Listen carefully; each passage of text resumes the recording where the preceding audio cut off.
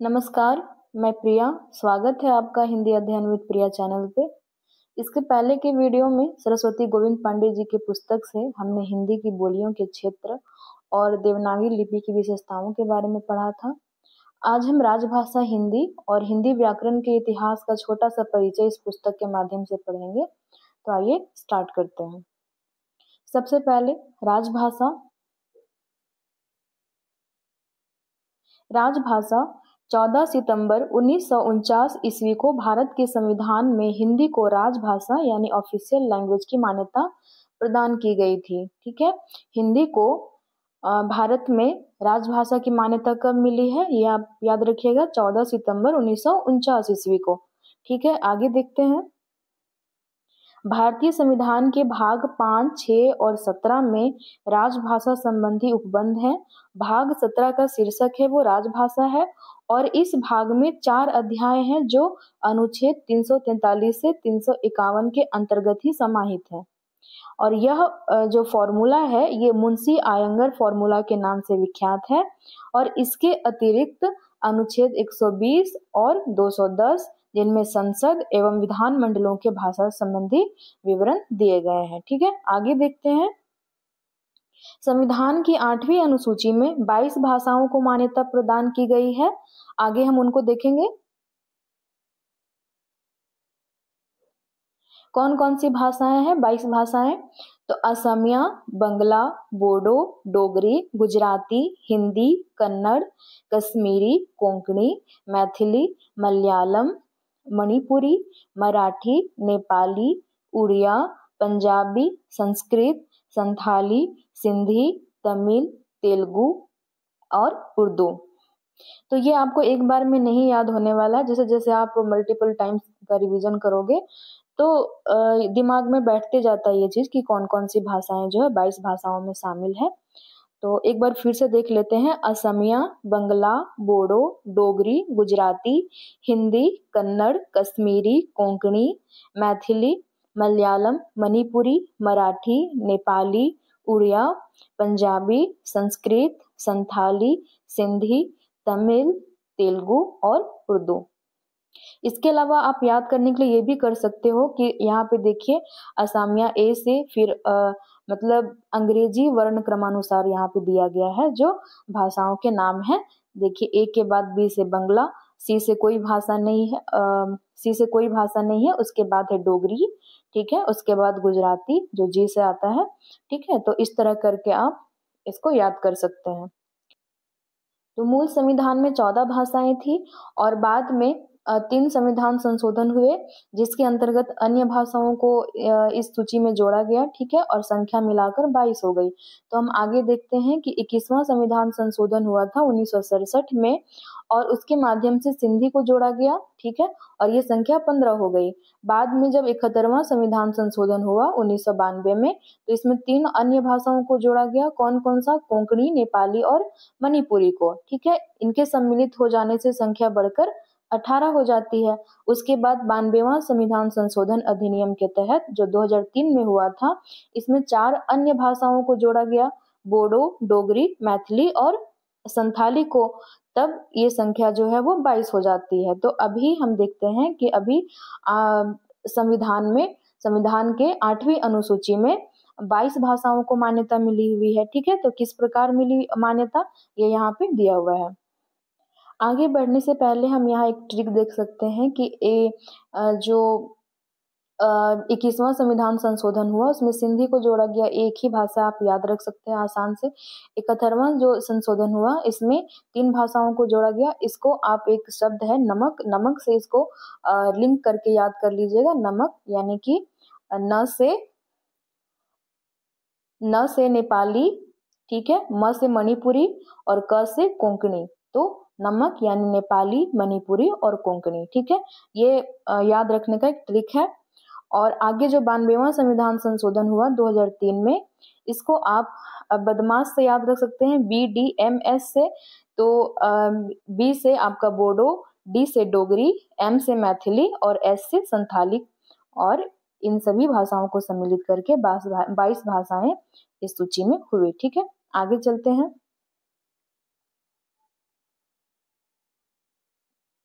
संविधान में हिंदी भाषा संबंधी जो उपबंध है वो हम आगे देखेंगे।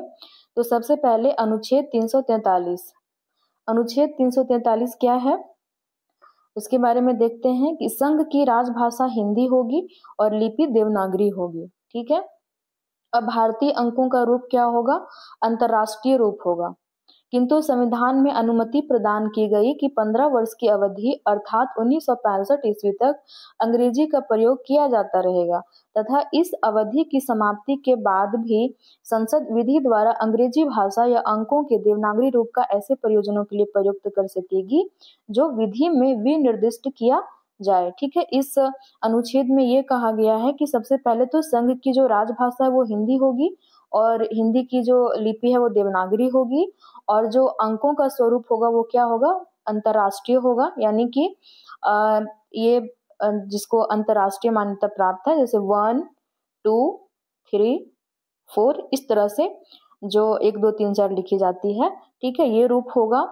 और 15 वर्ष की अवधि यानी कि 1950 के बाद अगर 15 वर्ष देखें तो 1965 तक अंग्रेजी भाषा का प्रयोग किया जाता रहेगा, क्योंकि अचानक से चेंज नहीं किया जा सकता था। ठीक है। जो भाषा पहले से यूज होती आ रही थी उसको अचानक से तो नहीं बदला जा सकता था, इसलिए 15 वर्ष की अवधि यहाँ रखी गई थी। लेकिन जब 15 वर्ष की अवधि समाप्त हुई तो अंग्रेजी की जगह पे हिंदी को लाने का मतलब पूरी तरह से हिंदी को लाने का जब समय आया तब कई राज्य थे जैसे खास तौर पे दक्षिण भारत में उन्होंने विरोध किया। तो क्यों विरोध किया गया? क्योंकि पूरी तरह से हिंदी को लाने का यहाँ पे बात भारत में लाने का बात हो रहा था अंग्रेजी के स्थान पे। ठीक है। तो ये दक्षिणी भारत के जो लोग थे उन्होंने उनका विरोध किया। तो इस विरोध के बाद संसद ने राजभाषा अधिनियम 1963 जो हुआ था उसमें संशोधन किया और यह तय किया कि हिंदी के साथ अंग्रेजी का प्रयोग जो है वो अनिश्चित काल तक जारी रहेगा। ठीक है। ये बात इसमें की गई है अनुच्छेद 343 में। आगे हम देखते हैं 344। आगे हम देखते हैं 344।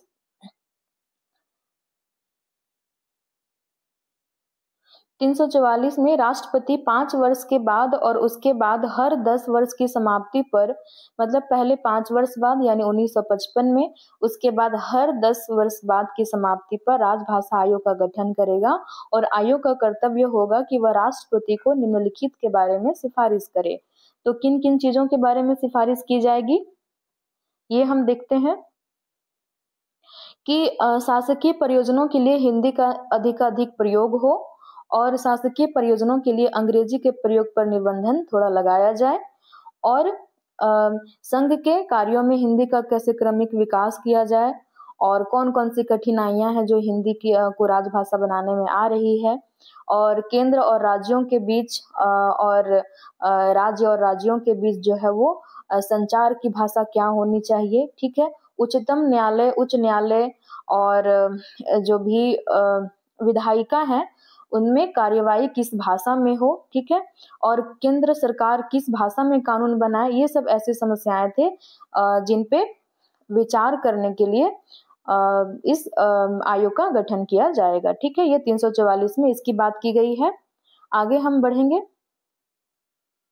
अनुच्छेद 345। तो किसी राज्य का विधानमंडल विधि द्वारा उस राज्य में इस्तेमाल होने वाली भाषाओं में से किसी एक या अधिक भाषाओं को हिंदी को उस राज्य के सभी या हिंदी शासकीय प्रयोजनों के लिए अंगीकार कर सकता है। जब तक ऐसा नहीं किया जाता तो अंग्रेजी का प्रयोग उसी प्रकार किया जाता रहेगा जिस प्रकार उससे ठीक पहले किया जा रहा था। तो मुख्य तौर से जो अनुच्छेद 345 है उसमें राज्य की राजभाषा की बात की गई है। ठीक है। कि राज्य विधानमंडल किसी भाषा को अपने राज्य के सभी आधिकारिक कामों में मतलब ऑफिशियल पर्पस के लिए किसी भाषा को चुन सकता है और वह भाषा जो होगी वो उस राज्य की स्थानीय भाषा होगी। जैसे कुछ भी हो सकता है, तमिल, संथाली, तेलुगु, गुजराती। ठीक है। लेकिन अगर राज्य जो है वो नहीं चुनता है अपना स्थानीय भाषा को ये ऑफिशियल पर्पस के लिए तो तब तक क्या होगा कि अंग्रेजी का प्रयोग जो है अधिकाधिक कामों में जारी रहेगा। ठीक है। ये मुख्य तौर से 345 में बात की गई है। तो अनुच्छेद 346 में जो बात की गई है वो ये है कि संघ में शासकीय प्रयोजनों के लिए प्रयोग किए जाने के लिए तत्समय प्राधिकृत भाषा अर्थात अंग्रेजी एक राज्य और दूसरे राज्य के बीच तथा किसी राज्य और संघ के बीच पत्रादि की भाषा होगी। यदि दो या अधिक राज्य यह करार करते हैं कि उन राज्यों के बीच पत्रादि की भाषा हिंदी होगी, तो ऐसे पत्रादि के लिए उस भाषा का प्रयोग किया जा सकेगा। ठीक है,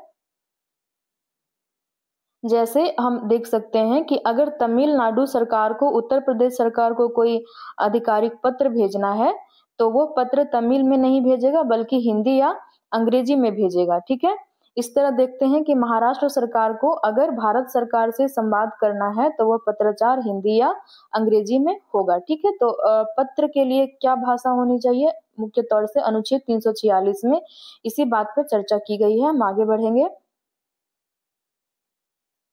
347 अनुच्छेद 347 यदि किसी राज्य की जनसंख्या का पर्याप्त भाग यह मांग करे कि उसके द्वारा बोली जाने वाली भाषा को उस राज्य में दूसरी भाषा के रूप में मान्यता दी जाए तो राष्ट्रपति उस राज्य में सर्वत्र या उसके किसी भाग में शासकीय प्रयोजन के लिए उस भाषा को मान्यता देने का उपबंध कर सकता है। ठीक है, तो इसमें जो मुख्य तौर से बात की गई है वो ये की गई है कि मान लीजिए कोई राज्य है, वहां से पहले वहां पे कोई बहुसंख्यक लोग ऐसे रहते हैं जो किसी अन्य भाषा का व्यवहार करते हैं, मतलब जैसे कहीं पे सिंधी बोला जाता है। ठीक है, तो जो भी वो ऐसा चाहते हैं कि जो भी नोटिस, आदेश या सरकारी दस्तावेज उनको प्राप्त हो वो उसी भाषा में हो, तो वो क्या करेंगे, राष्ट्रपति से इस बारे में निवेदन करेंगे और राष्ट्रपति जो है वो आदेश दे सकते हैं कि सिंधी को उस राज्य में कुछ सरकारी कार्यों के लिए मान्यता मिले। ठीक है, तो अनुच्छेद 347 में इसी पे चर्चा की गई है। आगे हम बढ़ेंगे। अनुच्छेद 348 जब तक संसद विधि द्वारा उपबंध ना करे तब तक उच्चतम न्यायालय एवं उच्च न्यायालयों में सभी कार्यवाहियां अंग्रेजी भाषा में होगी। इसके अलावा संघ तथा राज्यों के स्तरों पर सभी विधेयकों, संशोधनों, अधिनियमों, अध्यादेशों, आदेशों, नियमों, विनियमों तथा उपनियमों के प्राधिकृत पाठ भी केवल अंग्रेजी में ही होंगे, लेकिन किसी राज्य का राज्यपाल राष्ट्रपति की पूर्व सहमति से उच्च न्यायालय की कार्यवाहियों में हिंदी भाषा का प्रयोग को या उस राज्य के शासकीय प्रयोजनों के लिए प्रयुक्त किसी भाषा के प्रयोग को प्राधिकृत कर सकेगा, लेकिन अनिवार्य है कि निर्णय या डिक्रियां तथा आदेश अंग्रेजी में ही दिए जाएंगे। ठीक है, आगे हम देखते हैं। अनुच्छेद 349 है, तो अनुच्छेद 349 में कहा गया कि संविधान के प्रारंभ से 15 वर्ष की अवधि के दौरान प्रयोग की जाने वाली भाषा के लिए उपबंध करने वाला कोई भी विधेयक अगर पास होगा तो राष्ट्रपति की पूर्व अनुमति चाहिए, जो कि वो किस प्रकार अनुमति देगा, तो राजभाषा आयोग तथा भाषा समिति के प्रतिवेदन यानी रिपोर्ट पर विचार करके देगा। उसके बाद ही संसद में जो वो विधेयक है वो प्रस्तुत किया जा सकेगा। ठीक है, आगे 350 देखते हैं। तो प्रत्येक व्यक्ति किसी शिकायत को दूर करने के लिए संघ या राज्य के किसी अधिकारी या प्राधिकारी को यथास्थिति संघ में या राज्य में प्रयोग होने वाली किसी भाषा में अभ्यावेदन देने का हकदार होगा, यानी एप्लीकेशन देने का हकदार होगा। दूसरे में कहा गया कि किसी राज्य में भाषाई अल्पसंख्यक वर्गों के बच्चों को उनकी मातृभाषा में शिक्षा के लिए उचित प्रबंध किया जाएगा। और तीसरा, भाषाई अल्पसंख्यक वर्गों के लिए राष्ट्रपति एक विशेष अधिकारी नियुक्त करेगा और यह अधिकारी उस वर्ग के भाषाई हितों की रक्षोपायों से संबंधित राष्ट्रपति को प्रतिवेदन देगी तथा राष्ट्रपति इसे संसद में रखवाएगा और संबंधित राज्यों की सरकारों को भिजवाएगा। ठीक है, तो 350 में 3 तरह की बातें की गई है। जैसे जो प्रत्येक व्यक्ति है वो अपनी शिकायत को दूर करने के लिए संघ या राज्य कि किसी भी अधिकारी या प्राधिकारी को अभ्यावेदन देगा तो वो अपनी भाषा में दे सकता है। ठीक है, और दूसरा में बात किया गया है कि जो भाषाई अल्पसंख्यक वर्ग के बच्चे हैं उनकी जो शिक्षा है, प्राथमिक शिक्षा, वो मातृभाषा में होनी चाहिए। और तीसरी जो बात की गई है वो भाषाई अल्पसंख्यक वर्गों के लिए एक विशेष अधिकारी का नियुक्ति किया जाएगा। ठीक है, और ये अधिकारी जो है वो उन भाषाई मतलब जो अल्पसंख्यक वर्ग भाषाई हितों की रक्षोपाई से संबंधित राष्ट्रपति को प्रतिवेदन रिपोर्ट देते रहेगा और राष्ट्रपति इसे संसद में रखवाएंगे और संबंधित राज्यों की सरकारों को भिजवाएंगे। ठीक है, आगे देखते हैं।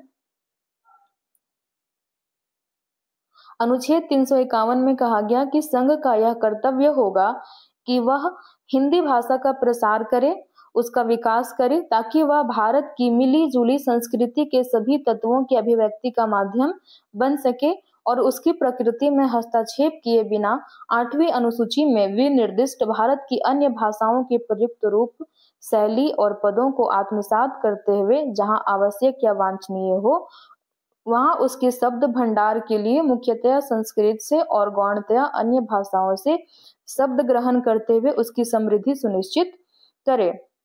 तो 351 में जो है वो हिंदी भाषा के प्रचार और विकास की बात की गई है कि राष्ट्रपति ये सुनिश्चित करेंगे कि संघ की राजभाषा जो हिंदी है उसका विकास और प्रचार किस प्रकार हो और अन्य भाषाओं के साथ उसका संतुलन कैसे होगा। मतलब हिंदी को बढ़ावा देने की बात की गई है, लेकिन इससे अन्य भाषाओं के अधिकारों का हनन नहीं होना चाहिए। यानी कि हिंदी को बढ़ावा दो, लेकिन राज्यों की भाषाओं और अल्पसंख्यकों की भाषाओं का सम्मान भी साथ में बना रहे। ठीक है, 351 में यही बात की गई है। आगे हम बढ़ेंगे, जिसमें देखेंगे अनुच्छेद 120 और 210 आते हैं भाग 5 के अंतर्गत और भाग 6 के अंतर्गत। तो उसको देखते हैं। जैसे भाग 5 के अनुच्छेद 120 में संसद की भाषा का उपबंध है, उसमें कहा गया है कि संसद जो कार्य है, संसद का कार्य है वो हिंदी या अंग्रेजी में किया जाएगा, लेकिन यथास्थिति सदन का पीठासीन अधिकारी किसी सदस्य को उसकी मातृभाषा में सदन को संबोधित करने की अनुमति दे सकता है। आपको इसमें मुख्य तौर पे बात जो याद रखना है वो ये याद रखना है कि भाग 5 के अनुच्छेद 120 में जो बात की गई है वो संसद की भाषा के संबंध में बात की गई है। ठीक है, आगे बढ़ेंगे। संविधान के भाग 6 के अनुच्छेद 210 में राज्य विधान मंडलों की भाषा का उपबंध है और राज्य के विधान मंडल में कार्य राज्य की राजभाषा या हिंदी अथवा अंग्रेजी में किया जाएगा। किसी सदन का पीठासीन अधिकारी किसी सदस्य को उसकी मातृभाषा में सदन को संबोधित करने की अनुमति दे सकता है। बात वही है, सिर्फ 120 में जो है वो संसद की भाषा का बात है और अनुच्छेद 210 के अंतर्गत जो है वो राज्य विधान मंडलों की भाषा का उपबंध है। ठीक है, आगे देखेंगे कि सन 1950 ईस्वी के बाद हिंदी की प्रगति जो है वो कैसे होती है, मतलब किन किन चरणों से होकर गुजरती है प्रगति। ठीक है, वो देखेंगे। सबसे पहले राष्ट्रपति आदेश 1955 में आता है। ठीक है, 5 वर्ष के बाद की बात की गई थी ना, संविधान 1950 में लागू हुआ था, तो उसके बाद 5 वर्ष के बाद राष्ट्रपति आदेश आता है 1955 में। उसके बाद राष्ट्रपति डॉक्टर राजेंद्र प्रसाद ने सन 1955 ईस्वी में बाल गंगाधर यानी बीजी खेर की अध्यक्षता में राजभाषा आयोग का गठन किया उन्होंने, और इस आयोग में 21 सदस्य थे। ठीक है, 1955 में गठन हुआ राजभाषा आयोग का, जिसकी अध्यक्षता कौन कर रहे थे? बाल गंगाधर यानी बीजी खेर कर रहे थे। ठीक है, और इसमें कितने सदस्य थे? 21 थे। आगे देखेंगे, राजभाषा आयोग ने अपना प्रतिवेदन 1956 में दिया, जो संसद के समक्ष 1957 में रखा गया।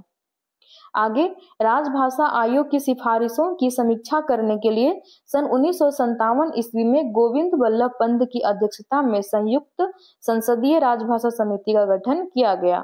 ठीक है, राजभाषा आयोग ने जो सिफारिशें प्रस्तुत की उस पर समीक्षा करने के लिए सन 1957 में संयुक्त संसदीय राजभाषा समिति का गठन किया गया और इसकी अध्यक्षता कौन कर रहे थे? तो गोविंद वल्लभ पंत कर रहे थे। ठीक है, आगे बढ़ते हैं।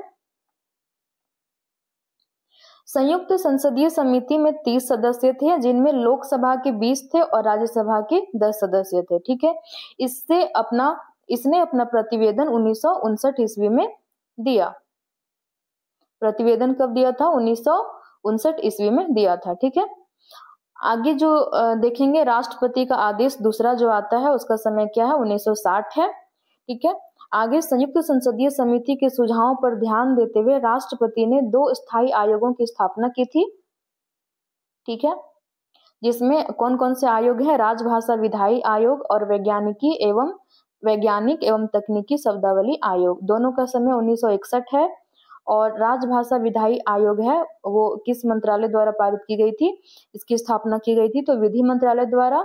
और वैज्ञानिक एवं तकनीकी शब्दावली आयोग है वो शिक्षा मंत्रालय के द्वारा। ठीक है, आगे 1976 ईस्वी में राजभाषा विधायी आयोग को समाप्त कर दिया गया। ठीक है, ये वाला को समाप्त कर दिया गया। आगे देखते हैं, राजभाषा से संबंधित महत्वपूर्ण अधिनियम जो है वो ये दिए गए हैं। राजभाषा अधिनियम, इसका समय है 1963 और इसको संशोधित किया गया था 1967 में। ठीक है, ये भी आपको याद रखना है। इसके अलावा राजभाषा संकल्प जो है वो 1968 में आता है। और प्राधिकृत पाठ केंद्रीय विधि अधिनियम जो मतलब एक फाइनल जो ये बनाया गया था कानून, ठीक है, ये अधिनियम के बारे में वो 1973 में आता है। और राजभाषा नियम जो है वो 1976 में आता है। राजभाषा अधिनियम 1963 में कुल 9 धाराएं हैं। ठीक है, धाराएं शब्द का यूज ध्यान दीजिएगा कि राजभाषा अधिनियम 1963 यानी कि ये वाला, इसमें कुल 9 धाराएं हैं। और राजभाषा नियम 1976 में ये वाला में कुल 12 नियम है। ठीक है, एक में 9 धाराएं हैं और एक में 12 नियम है। आगे देखते हैं, राजभाषा नियम 1976 के अधीन केंद्रीय सरकार के कार्यालयों को 3 वर्ग क्षेत्रों में विभाजित किया गया है जो निम्न है। ठीक है, क वर्ग क्षेत्र, ख वर्ग क्षेत्र और ग वर्ग क्षेत्र। क वर्ग क्षेत्र कौन से हैं, जिसमें पत्र व्यवहार जो है वो हिंदी में ही किया जाता है। जिसमें कौन कौन से राज्य आते हैं, उत्तर प्रदेश, मध्य प्रदेश, राजस्थान, बिहार, हिमाचल प्रदेश, हरियाणा और दिल्ली। और ख वर्ग के अंतर्गत ऐसे राज्य आते हैं जो द्विभाषिक नीति का पालन करते हैं। ठीक है, जैसे पंजाब, गुजरात, महाराष्ट्र, चंडीगढ़ और अंडमान और निकोबार। ठीक है, ग वर्ग क्षेत्र के अंतर्गत जो आते हैं राज्य वो है जिनका पत्र व्यवहार जो है वो अंग्रेजी में ही किया जाता है सिर्फ, वो है पश्चिम बंगाल, ओडिशा, उत्तर पूर्वी क्षेत्र और द्रविड़ भाषी क्षेत्र यानी कि दक्षिण साइड वाला जो क्षेत्र है उसमें। आगे चलते हैं, तो हिंदी व्याकरण का छोटा सा परिचय यहाँ पे देखेंगे इसी पुस्तक के माध्यम से। सबसे पहले संभवतः 1658 ईस्वी में मिर्जा खां द्वारा रचित ब्रज भाषा व्याकरण हिंदी का सबसे प्राचीन व्याकरण है। ठीक है, हिंदी का सबसे प्राचीन व्याकरण ब्रज भाषा व्याकरण मिर्जा खां द्वारा रचित, संभवतः लिखा हुआ, ये ध्यान रखिएगा। खड़ी बोली का प्रथम व्याकरण सन 1715 ईस्वी के आसपास बोलचाल की भाषा को आधार बनाकर डच ईस्ट इंडिया कंपनी के कर्मचारी जोहानस जोशुआ केटलर ने लिखा था। ठीक है, खड़ी बोली यहाँ पे लिखा हुआ है, खड़ी बोली का प्रथम व्याकरण, ये भी आप ध्यान रखिएगा, इसका समय है 1715। और ये बोलचाल की भाषा को आधार बनाकर बनाया था। और किन्होंने, तो डच ईस्ट इंडिया कंपनी के कर्मचारी थे, उनका नाम था जोहानस जोशुआ केटलर। आगे हम देखेंगे जॉर्ज गियर्सन तथा सुनीति कुमार चटर्जी के अनुसार हिंदी का प्रथम व्याकरण जो है वो जॉन गिलक्राइस्ट द्वारा रचित हिंदुस्तानी ग्रामर 1790 ईस्वी है। ठीक है, ये गिलक्राइस्ट द्वारा रचित है हिंदुस्तानी ग्रामर, इसका समय है 1790 और इसको हिंदी का प्रथम व्याकरण मानते हैं कौन, जॉर्ज गियर्सन और सुनीति कुमार चटर्जी। आगे हम बढ़ेंगे, हिंदुस्तानी ग्रामर जो है वो ये वाला जो जॉन गिलक्राइस्ट का है उसके बारे में ये मत है कि अंग्रेजी पद्धति पर लिखा हिंदी का प्रथम व्याकरण ये है। ठीक है, अंग्रेजी पद्धति पर लिखा हिंदी का प्रथम व्याकरण है, ये भी आप ध्यान रखिएगा। आगे हिंदी व्याकरण से संबंधित कुछ प्रमुख रचनाएं निम्नलिखित है, जैसे जॉन बार्थनिक गिलक्राइस्ट, इनका जो रचना है वो है a grammar of the Hindustani language the oriental linguistic. ठीक है, यहाँ 2 रचना है। आगे देखेंगे, आगे लल्लू लाल का जो हिंदी व्याकरण का रचना है वो हिंदी कवायद है। और श्री लाल का भाषा चंद्रोदय है। राम जतन का भाषा तत्व बोधिनी है। नवीन चंद्र राय का नवीन चंद्रोदय है। राजा सी प्रसाद सितारे हिंद का हिंदी व्याकरण है। और पंडित हरि गोपाल का भाषा तत्व दीपिका है। केशव राम भट्ट का हिंदी व्याकरण है। ठाकुर रामचरण सिंह का भाषा भास्कर है। रामावतार शर्मा का हिंदी व्याकरण है। विश्वेश्वर दत्त शर्मा का भाषा तत्व प्रकाश है। रामदहिन मिश्र का प्रवेशिका हिंदी व्याकरण है। गोविंद नारायण मिश्र का विभक्ति विचार है। अंबिका प्रसाद वाजपेयी, इनका हिंदी कौमुदी है, इसको ध्यान से देखिएगा, बहुत इंपॉर्टेंट है। कामता प्रसाद गुरु का हिंदी व्याकरण और किशोरी दास वाजपेयी, ये तीनों बहुत इंपॉर्टेंट है, इनकी जो रचना है उनको बहुत ध्यान से देखिएगा। अंबिका प्रसाद वाजपेयी का हिंदी कौमुदी, कामता प्रसाद गुरु के हिंदी व्याकरण और किशोरी दास वाजपेयी के लिखे 3 हिंदी ग्रामर हैं। एक है ब्रज भाषा का व्याकरण 1943 ईस्वी, राष्ट्रभाषा का प्रथम व्याकरण 1949 ईस्वी और हिंदी शब्दानुशासन 1957 ईस्वी। आगे डॉक्टर धीरेन्द्र वर्मा ने जो व्याकरण लिखा है उसका नाम है ब्रज भाषा व्याकरण। ठीक है, आगे बढ़ते हैं। अंबिका प्रसाद वाजपेयी ने संभवतः प्रथम बार हिंदी व्याकरण को प्राकृत के आधार पर लिखने या बनाने पर बल दिया है। ठीक है, छोटा छोटा सा बात है लेकिन ध्यान रखिएगा कि हिंदी व्याकरण को प्राकृत के आधार पर लिखने या बनाने पर बल किन्होंने दिया है, तो अंबिका प्रसाद वाजपेयी ने दिया है। ठीक है, आगे अंबिका प्रसाद वाजपेयी ने किशोरी दास वाजपेयी के ब्रज भाषा का व्याकरण को हिंदी के व्याकरणों का व्याकरण कहा है। ठीक है, किन्होंने कहा है? अंबिका प्रसाद वाजपेयी ने कहा है हिंदी के व्याकरणों का व्याकरण, ब्रज भाषा का व्याकरण जो रचना है किशोरी दास वाजपेयी द्वारा जो रचित है उसके बारे में कहा है। ठीक है, हिंदी के व्याकरणों का व्याकरण, ये याद रखिएगा, ब्रज भाषा का व्याकरण किसका है? किशोरी दास वाजपेयी का है, उनके बारे में इन्होंने कहा है। आगे पंडित कामता प्रसाद गुरु को हिंदी व्याकरण का पाणिनि कहा जाता है। ठीक है, जिस तरह हम पीछे पढ़े हैं कि प्राकृत के जो पाणिनि है कौन है? हेमचंद्र है, उसी तरह जो पंडित कामता प्रसाद गुरु हैं वो हिंदी व्याकरण का पाणिनि माने जाते हैं। ठीक है, हिंदी व्याकरण का पाणिनि। आगे पंडित किशोरी दास वाजपेयी कृत हिंदी शब्दानुशासन भाषा विज्ञान से संबलित हिंदी का व्याकरण है, भाषा विज्ञान से संबलित हिंदी का व्याकरण है। ठीक है, आगे देखेंगे हिंदी के अन्य प्रमुख व्याकरण ग्रंथ निम्न है। ठीक है, देख लेते हैं, इतने इंपॉर्टेंट तो ऐसे नहीं है खास, लेकिन एक बार देखते हुए चलेंगे।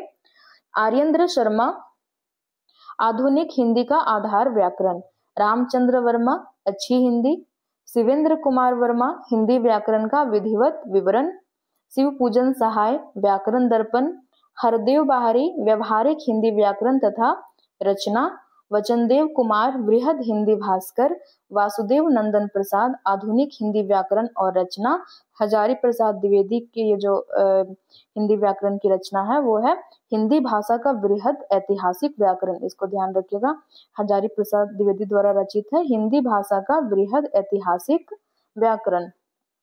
आज के लिए इतना ही, इसके आगे के वीडियो में हम इससे आगे के टॉपिक्स पढ़ेंगे। अगर आपको वीडियो हेल्पफुल लगता है, पसंद आता है तो लाइक, सब्सक्राइब एंड शेयर जरूर कीजिएगा। ठीक है, मिलते हैं अगले वीडियो में, धन्यवाद।